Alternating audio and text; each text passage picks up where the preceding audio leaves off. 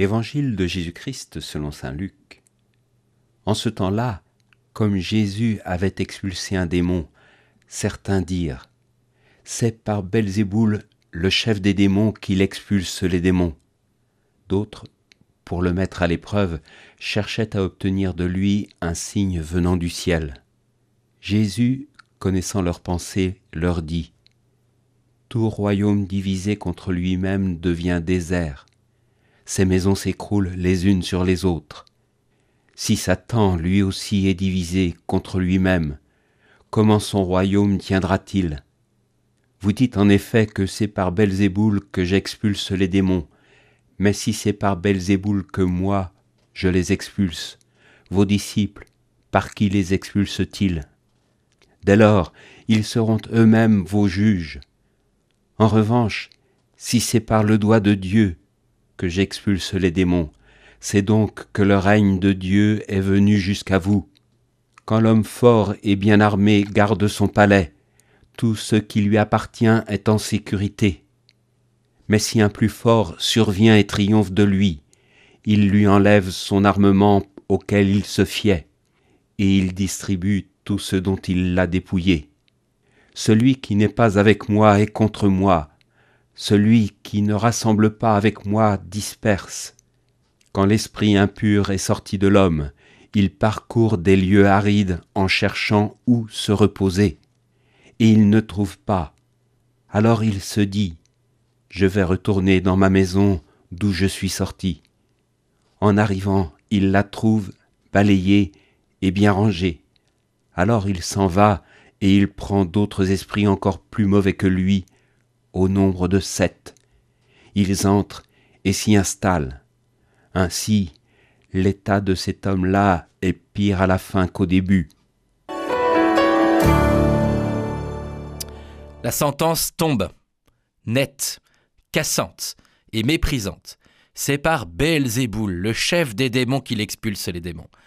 C'est au travers de ce passage d'évangile que nous comprenons jusqu'où va l'abaissement de Jésus dans notre humanité. Il vit ici la plus grande des pauvretés, celle d'être incompris et méprisé, alors qu'il pose des actes bons et des paroles bonnes. Ses propos et ses intentions sont déformés, car ses adversaires se refusent à reconnaître les évidences, ils se refusent à se réjouir. On accuse donc d'être Jésus, d'être le destructeur du royaume de Dieu. On l'accuse d'être du côté de Satan. L'accusation est si forte et méprisante parce que Belzéboul signifie Baal du fumier ou Seigneur du fumier. Voilà ce qu'on disait de Jésus. Et face à cela, Jésus en appelle au bon sens et il souligne l'importance de l'unité. Tout royaume divisé contre lui-même devient désert, ses maisons s'écroulent les unes sur les autres. Jésus nous invite donc à l'unité, car les guerres internes détruisent plus que les attaques extérieures.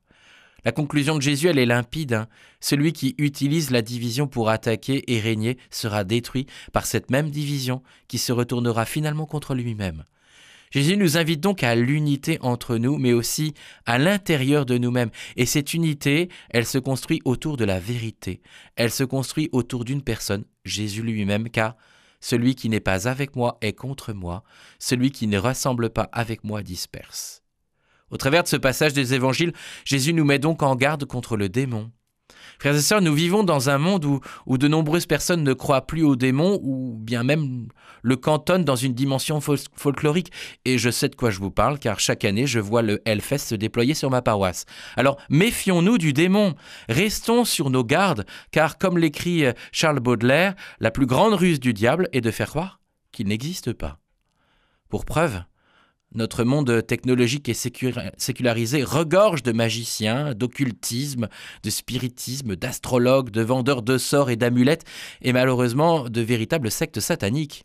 Chassé par la porte de la religion, le diable est revenu par la fenêtre. Chassé par la foi, il revient par la superstition. Notre monde contemporain offre ainsi d'innombrables moyens de donner l'occasion au diable de diviser et détruire. Par exemple, la pornographie en ligne sur Internet, derrière laquelle se cache un marché si florissant.